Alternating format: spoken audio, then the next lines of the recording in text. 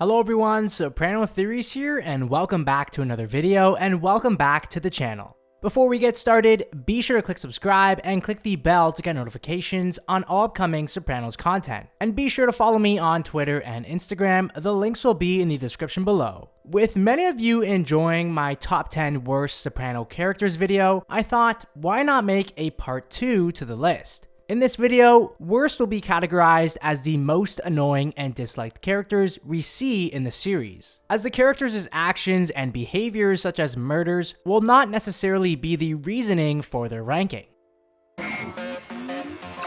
Out of all the girls in North Jersey, despite all the financial success that Zellman provided Tony and his crew with the Esplanade project and the Freelandheisen Avenue scam, he just flat out deserves to be on this list in my opinion. Zellman is a classic political slimeball, and the fact that he dates Tony's ex-Gumar and Irina makes us feel that he betrayed Tony and their long-lasting friendship, despite giving him financial success. Not to mention Tony using Zellman to get rid of the cop that pulled him over, and the beating that Tony gives Zellman in front of Irina just gives us great pleasure.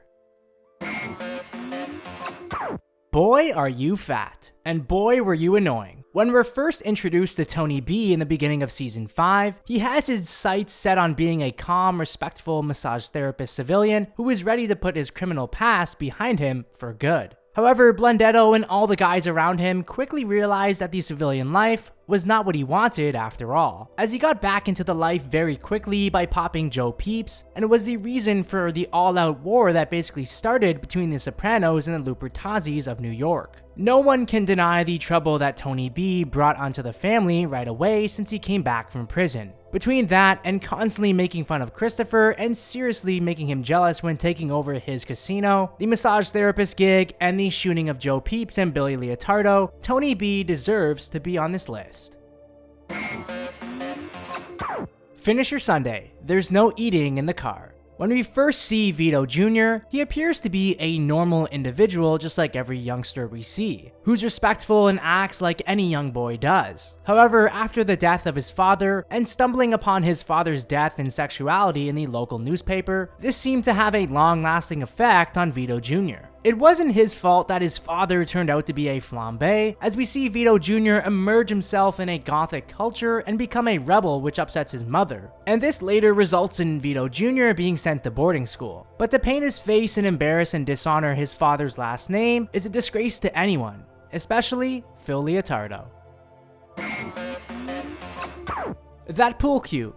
I wonder if it was chalked. While only briefly appearing in The Sopranos, Fat Dom Gamiello only winds up on this list for his encounter with Silvio and Carlo while at Satriale's. If he didn't make fun of Vito on purpose, he likely wouldn't have gotten killed, and he likely wouldn't have ended up on this list. Going into Satriale's, Fat Dom knew exactly what he was doing. Despite being there only to drop off an envelope to Silvio, he continues to poke fun despite Silvio warning him and basically telling him to stop. With many viewing The Sopranos as a glorified crew, Silvio and Carlo ended that notion here by killing Fat Dom. There was just something satisfying about Carlo and Silvio whacking Fat Dom, with Sunday dinner being ready on the table with a 300+ pound man laying lifeless. Then to top it all off with his ringtone coming up, made for one of the more hilarious death scenes we see throughout The Sopranos.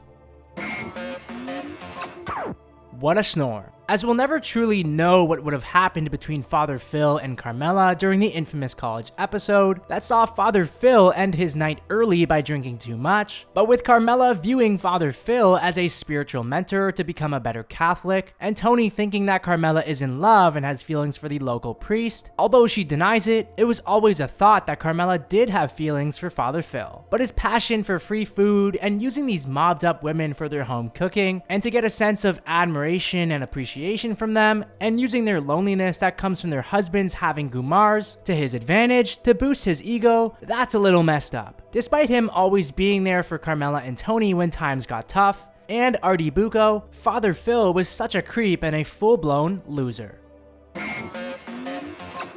You got a little cream on your lip. I mean seriously, sexually harassing the daughter of any one of your colleagues is a no-no. But for it to be the daughter of a rival family's boss, then you're asking for trouble. It doesn't matter if Coco was drunk or not. Regardless, you don't do that to any girl, especially the daughter of Tony Soprano. And when Tony visits Coco at the restaurant, we're begging for Tony to kill him, as Coco is lucky that all that happened to him was some loose teeth. The situation with Coco is one of those moments throughout the show where we as an audience didn't get what we ultimately wanted, that being Coco getting whacked.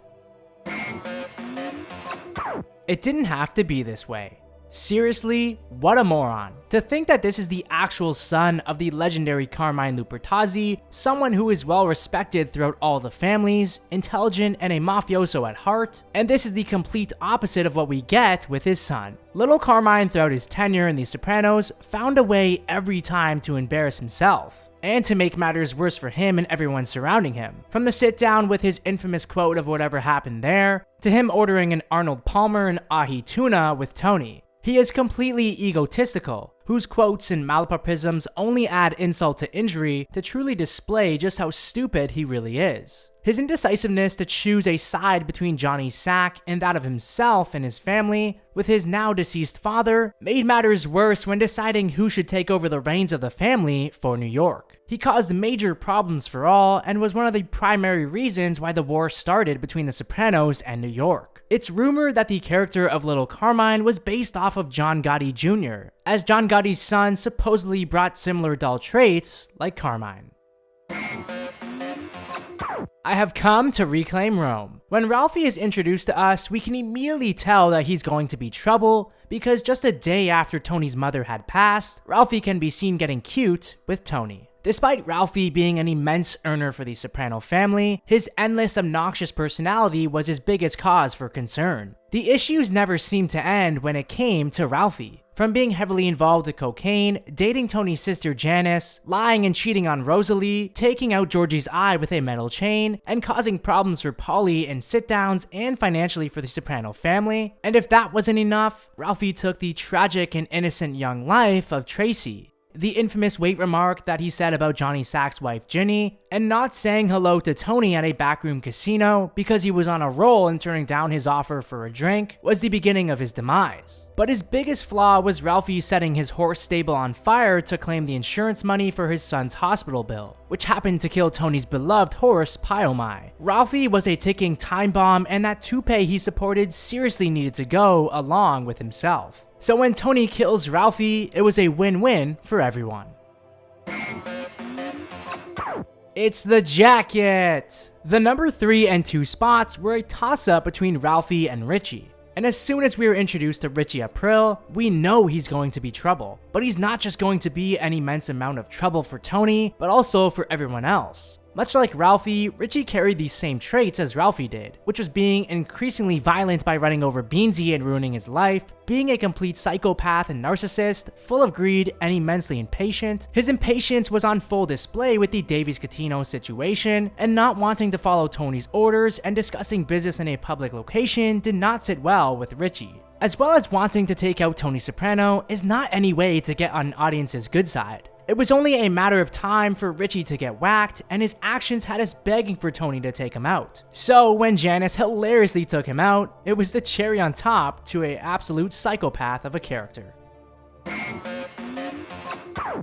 8 grilled cheese off the radiator. No one can doubt the hilarious one-liners that Phil provided Soprano fans throughout his time on the series. But man, oh man, what an absolute grump. Every time we see Leotardo, he is full of bitterness, anger, hatred, and disgust towards the Soprano crew. Throughout his appearances, we have a love-hate relationship with Leotardo. Whether it was him deciding to take matters into his own hands by killing Vito, despite Tony already doing something about the Vito situation without Phil knowing, or Phil avoiding Tony and not giving him his money and treating Tony like a child, Leotardo just grew on all of us in the wrong way. Phil is manipulative, sneaky, powerful, but at the same time, he's annoying, rude, and completely selfish. He showed just how ruthless he could be by killing Lorraine Caluzzo and showcasing the dark side of the mafia. His hatred and disgust towards Tony Soprano and his glorified crew made us absolutely hate him every time we see him on screen. As Leotardo was one of those characters just like Ralphie and Richie, where we couldn't wait for him to get whacked. Did I miss one of your most hated Sopranos characters? Let me know down in the comment section below. As always, for more Sopranos content, keep it locked here, right here on this channel.